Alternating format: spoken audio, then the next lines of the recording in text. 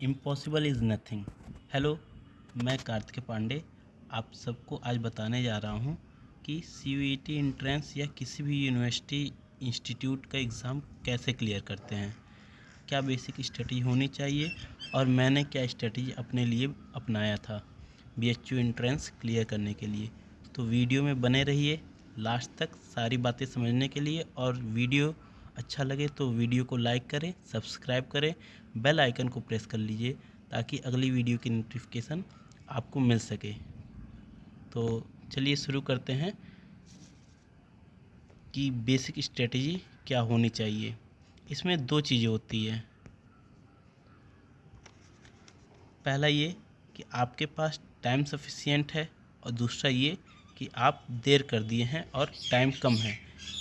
मैं दोनों केसेस में क्या स्ट्रेटजी होनी चाहिए उस पर बात करूँगा। तो जैसे मैंने यहाँ पे बताया भी है कि दो वे होती है किसी भी एग्ज़ाम की तैयारी के लिए स्ट्रेटजी बनाने के लिए, जिसमें आपके पास एक तो सफिशिएंट टाइम है और दूसरा आपके पास कम टाइम है।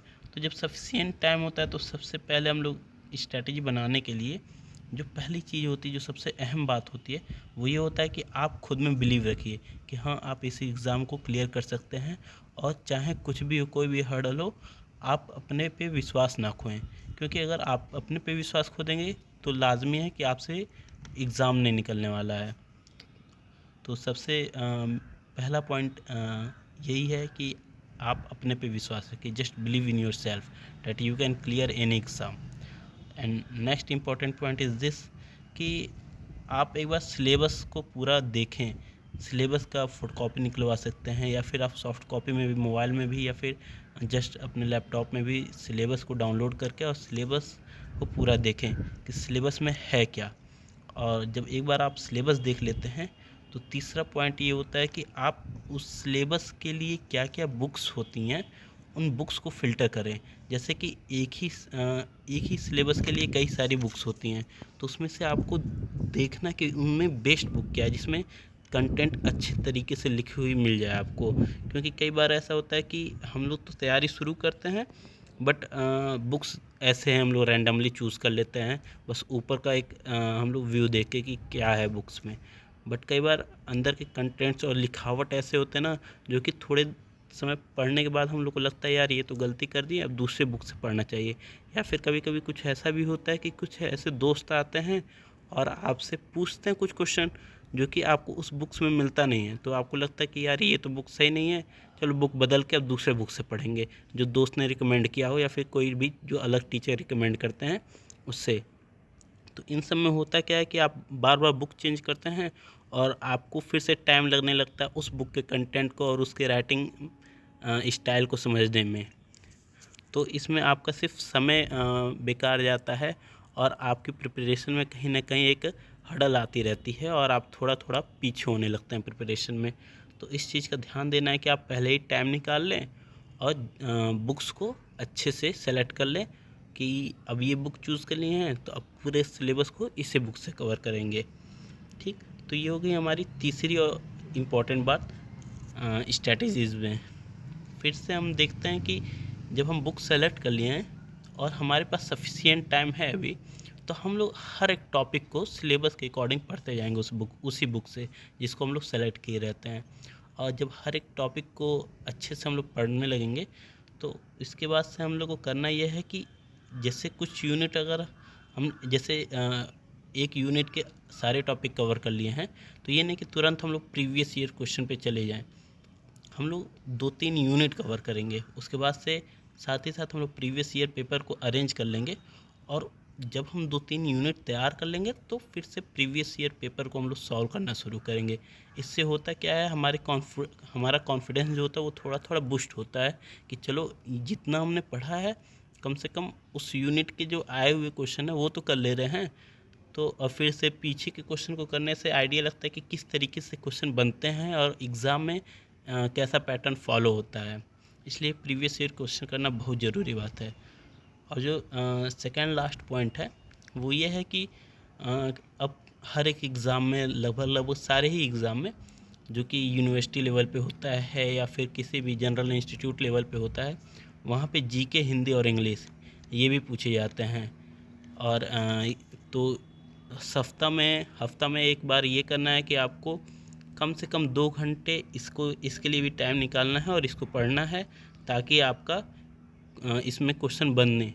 बहुत हार्ड कोई क्वेश्चन नहीं होता, जनरल क्वेश्चन होता है, बट चूँकि हम लोग पढ़ना छोड़ देते हैं और इसको कम प्रेफरेंस देते हैं, तो इसलिए इससे क्वेश्चन कम ही हो पाते हैं और फिर से हम लोग का 1-2 नंबर से कभी कभी रह जाता है।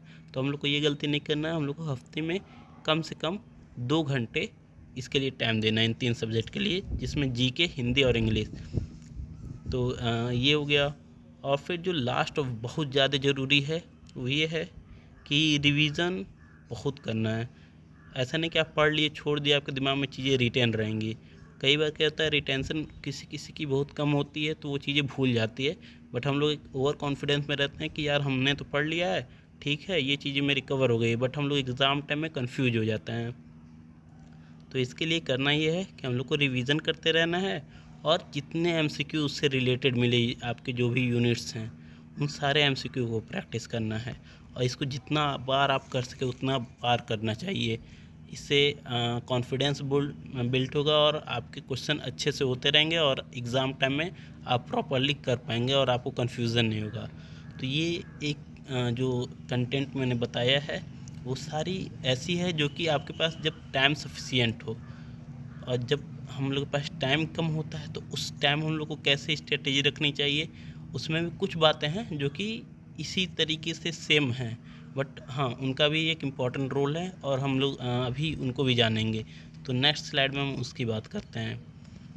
जब हम लोग के पास टाइम कम हो और हम लोग को ऐसी स्ट्रेटेजी बनानी है कि हम लोग का एग्ज़ाम निकल जाए, तो उसमें भी जो सबसे इम्पॉर्टेंट और सबसे जो महत्वपूर्ण बात होती है वो यही है कि आप खुद में विश्वास रखें। आप लोग को लग रहा होगा कि एक ही बात 2 बार मेंशन की गई है, तो 2 बार इसलिए मेंशन की गई है क्योंकि ये दोनों जगह बहुत ज़्यादा इम्पॉर्टेंट है।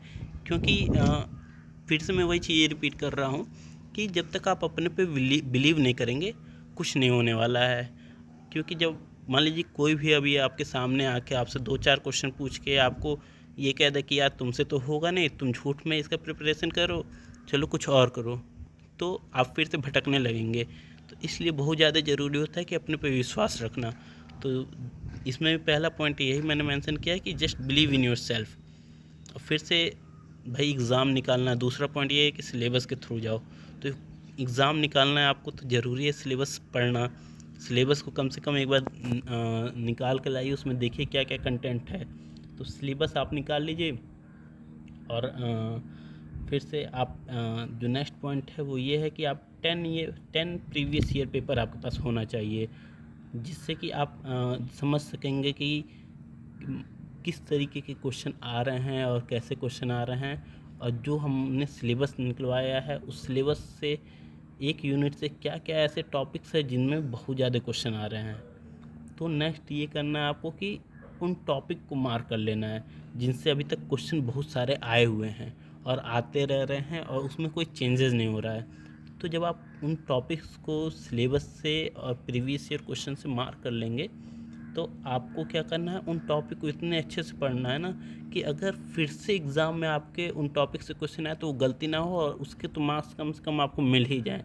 क्योंकि आपके पास टाइम कम है तो आपको भी यही स्ट्रेटेजी अपनानी चाहिए कि प्रीवियस मतलब एक कहते हैं ना कि रिवर्स मैनर में अपने आप को ला कर तैयारी करनी चाहिए, ताकि आपकी तैयारी हो और आपके एग्ज़ाम निकल जाएं। तो जब आप प्रीवियस ईयर पेपर के अकॉर्डिंग तैयार करोगे तो उसमें बस यही करना है कि आपको सिलेबस से उन टॉपिक्स को मार्क करना है जिन जिन टॉपिक्स से क्वेश्चन ज़्यादा से ज़्यादा आए हुए हैं। आप उनको मार्क करके उनको पढ़ना शुरू करो और फिर से जब उनको पढ़ रहे हो तो उसके बाद से उनसे रिलेटेड क्वेश्चन करो। जब उनसे रिलेटेड क्वेश्चन करोगे तो आपको एकदम क्लियरिटी आ जाएगी कि चलो एक चीज़ क्लियर हो गई कि इनसे जो क्वेश्चन आ रहे हैं वो बन जा रहे हैं।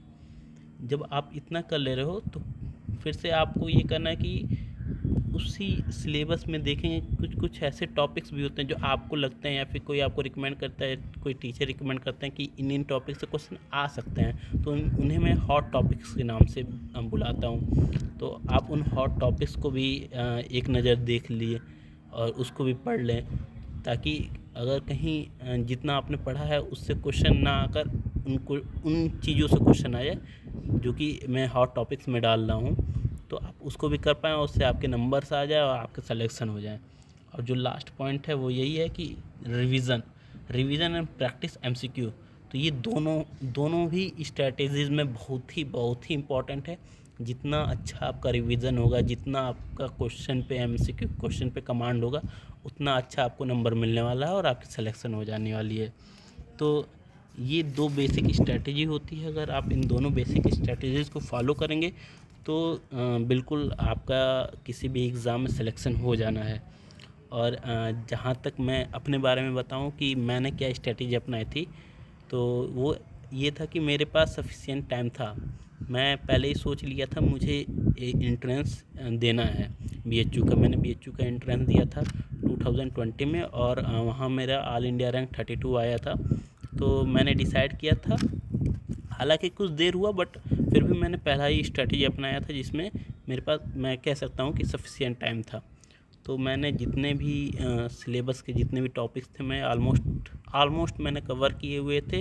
हाँ, थोड़ा मेरे पास रिवीजन के लिए कम टाइम बच गया था, इसलिए मेरे रैंकिंग थोड़े से हाई हैं। अदरवाइज़ अगर मैं रिवीजन अच्छे से किया रहा था तो मेरे भी रैंकिंग और यूनिट डिजिट में आ सकते थे। तो इसलिए मैं आपको रिकमेंड यही करूँगा कि रिवीजन पे ज़्यादा फोकस करिए। आप पूरा सिलेबस नहीं भी कवर कर पा रहे हैं, आप जितना पढ़े हैं अगर उसी को रिवीजन में रखेंगे अपने और उसी के क्वेश्चन आप करते रहेंगे तो आपके एग्ज़ाम टाइम में आपको कोई वो नहीं होगा कि कन्फ्यूज़न नहीं होगा कि यार ये ऑप्शन सही है या फिर वो ऑप्शन सही है। तो ये चीज़ें में आपको काफ़ी मतलब एक ईज़ी हो जाएगा और आपके क्वेश्चन बन जाएंगे अच्छे से।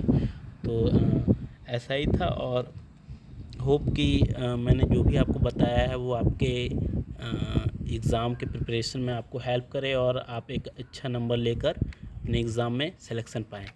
तो लास्ट तक वीडियो को देखने के लिए थैंक यू। मिलते हैं आपसे नेक्स्ट वीडियो में।